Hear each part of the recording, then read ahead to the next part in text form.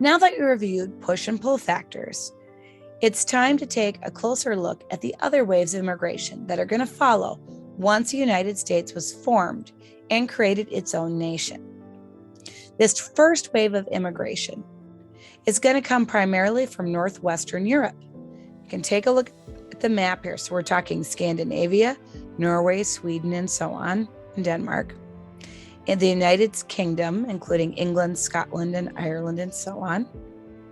And it's also going to include Northwestern Europe, like Germany, and in this area, as you can see. There were some Chinese that came during this time as well. And during this period, 15 million different people came to the United States. Earlier on, most of the immigrants were coming from England and Ireland.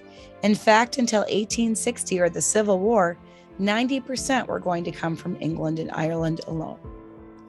Later on, more Germans and Scandinavians came to the United States.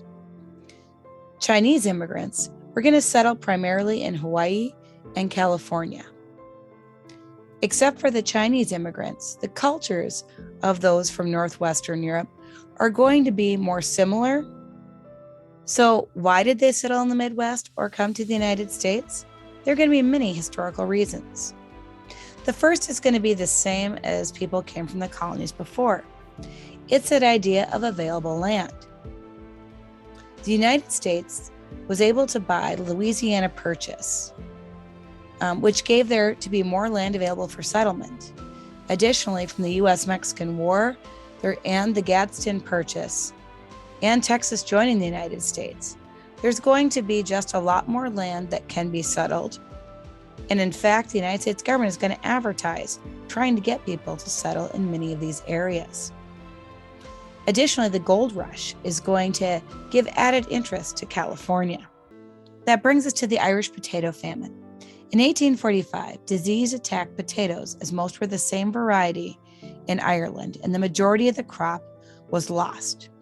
Farmers were kicked off the land, families faced disease and starvation, so coming to America gave them new opportunities and hope to start anew and fresh. The Industrial Revolution, as it formed, created many jobs, and these jobs were unskilled.